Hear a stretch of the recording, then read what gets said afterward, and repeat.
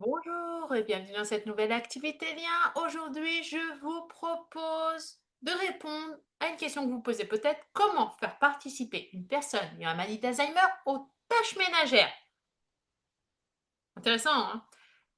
Même avec la maladie d'Alzheimer, participer aux tâches quotidiennes peut devenir un moment de plaisir et de lien. Et je vais vous montrer ça aujourd'hui avec une activité toute simple pour impliquer votre proche au quotidien et en plus qui va lui donner de la responsabilité. L'activité de la semaine, c'est simple, c'est arroser les plantes ou prendre soin du jardin. Alors, de quoi avez-vous besoin? De plantes faciles à entretenir. Donc, des plantes vertes d'intérieur, des herbes aromatiques, des plantes grasses, mais là, ça va être un petit peu plus compliqué, même si c'est très facile d'entretien. Un petit arrosoir léger ou un gobelet. Alors, pour les arrosoirs légers, prenez les arrosoirs pour enfants. Ça ne veut pas dire que votre proche est un enfant, ça veut juste dire que c'est moins lourd. Une petite bassine éventuellement pour éviter les éclaboussures, surtout si vous avez des plantes que vous devez mettre en bassine, type azalée, orchidée. Un petit chiffon pour essuyer éventuellement les petites éclaboussures. Alors, comment ça se passe? Vous sélectionnez les plantes faciles à arroser ou votre petit jardin intérieur. Donc, quand je parle de jardin intérieur, je parle par exemple d'un jardin avec plusieurs plantes aromatiques dans la même jardinière ou de petites plantes en pot. Vous savez, les petites plantes miniatures là, que vous trouvez dans les magasins. De votre arrosoir, bien sûr, et de l'eau dans l'arrosoir. Ensuite, vous proposez l'activité tout simplement.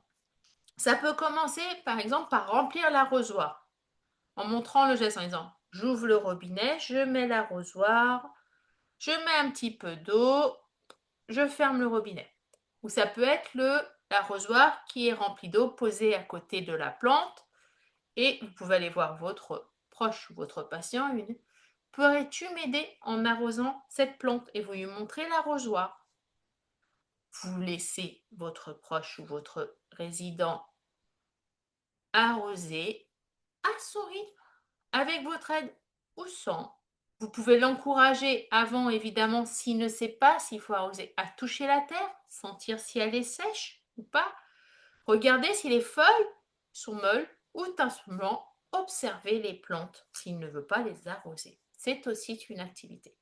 Et vous, pendant ce temps-là, vous allez observer et ajuster votre posture de facilitateur. Donc, vous allez regarder les signes positifs, le sourire, la concentration, la fascination pour les plantes. Peut-être que c'est des plantes fleuries, peut-être que cette personne va les sentir, ou au contraire les signes de fatigue ou d'agitation.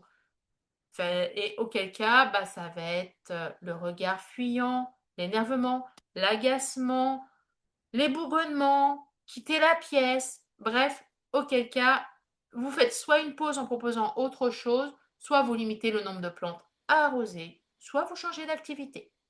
Et bien sûr, vous valorisez et créez un moment de partage, encore et toujours, à base de merci de m'avoir aidé. C'est très gentil. Ou tu as pas mis d'eau à côté. Moi, personnellement, quand je suis pas réveillée, j'en mets partout. Voilà. Vous aimez les plantes vertes, vous aussi? Dites-lui, par exemple, vous pouvez avoir une plante verte préférée. Moi, je sais que ma mère, elle adorait les rhododendrons, par exemple. Voilà. Dites-vous, en fait, que l'astuce dont vous auriez besoin, éventuellement, c'est de varier les plantes ou les pots pour stimuler la curiosité et le toucher. Vous avez des plantes qu'on appelle des plantes tactiles sensorielles. Vous savez, des petites plantes que vous trouvez. Alors, je dirais dans les magasins de jardinage, j'en ai déjà vu, par exemple, à Jardiland et à Truffaut. Donc, c'est des petites plantes qui ressemblent à des petites fougères. Et quand vous passez la main, vous avez les feuilles qui se referment. Ou vous pouvez même prendre d'autres types de plantes. Mais auquel cas, ça va dépendre après de comment le cerveau de votre proche fonctionne. Par exemple, le jasmin, il s'ouvre le soir, à la nuit tombée. Ça sent très bon. Bref, pensez à tout ce que vous pouvez faire pour le stimuler à ce niveau-là. Vous pouvez faire un petit jardin de plantes aromatiques. Ça vous permettra de faire la cuisine. Alors, qu'est-ce que ce type d'activité stimule dans le cerveau? Alors, tout d'abord, la motricité fine et la coordination œil-main. Parce qu'il faut tenir l'arrosoir, verser l'eau, et verser l'eau doucement. Ça va du coup puisque vous faites doucement, stimuler l'attention, la concentration. Il faut suivre l'action pour anticiper le geste suivant. Une fois que j'ai versé l'eau, il faut que je pose mon arrosoir. Ou une fois que j'ai versé l'eau, je dois aller à la plante d'à côté. Vous allez aussi stimuler la stimulation sensorielle, puisque pour savoir s'il faut arroser la plante, à moins que vous ayez des indicateurs évidemment, vous allez demander à votre proche, votre résident, de mettre le doigt dans la terre, de la toucher, pour savoir si elle est sèche ou pas. Vous pouvez lui faire sentir les plantes. Si ce sont des plantes aromatiques, c'est très bien. Et du coup, vous allez aussi stimuler le lien émotionnel, puisqu'il va prendre le plaisir d'un être vivant. Une plante, c'est vivant. Si on oublie de l'arroser, bah, ça finit mal. Et donc, du coup, c'est pour ça que je vous dis, les plantes grasses, c'est un petit peu plus compliqué puisqu'on les arrose moins souvent. Donc, votre proche peut plus facilement oublier. À moins que vous transformiez ça en activité. Auquel cas, si vous mettez des plantes grasses, je crois que c'est une fois toutes les 1 ou 2 semaines. Alors, je suis pas très douée avec les plantes vertes, hein, j'ai pas vraiment la main verte, donc je pourrais pas vous dire. Mais si vous connaissez le temps d'arrosage d'une plante grasse, rien ne vous empêche de faire votre petit planning d'activité personnalisé, de faire un petit visuel plante avec arrosoir et l'accrocher dans votre planning de la semaine. Voilà, donc prendre soin des plantes, ça va activer en fait les circuits sensoriels, moteurs et émotionnels. Et même avec la maladie d'Alzheimer, arroser une plante, toucher la terre, observer la croissance, stimule l'attention, la coordination et le plaisir. Si vous n'avez pas de plante sous la main, vous pouvez par exemple faire l'activité des graines de lentilles. Et puis une fois qu'elle a poussé, ça fait une jolie petite plante avec des petites fleurs blanches. C'est très joli. Voilà, en fait, ce que vous devez retenir, c'est que tout ce que vous allez proposer est en fait une opportunité pour créer du lien humain. Ce qu'on veut, c'est pas forcément qu'il arrose la plante, même si c'est très bien que ça vous aide. Ce qu'on veut, c'est discuter avec lui et passer un bon moment. Donc, vous aimez les plantes vertes? Dites-le. Vous préférez les fleurs? Dites-le. Vous préférez les plantes aromatiques?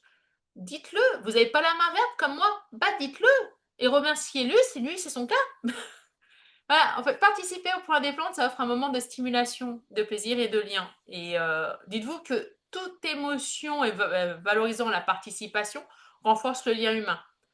Donc, transformer une tâche quotidienne en conclusion en un moment de plaisir, eh ben, c'est possible avec la méthode lien. Et vous en avez plein. Donc, si vous cherchez d'autres idées pratiques, dites-vous que tout ce que vous faites dans la journée est une activité. Alors, si vous avez envie d'avoir d'autres idées d'activités, n'hésitez pas à vous abonner, à activer la petite cloche. Chaque jeudi à 15h, une nouvelle vidéo vous attend, parce que la méthode lien, c'est préserver le lien, même quand la mémoire flanche. À jeudi prochain.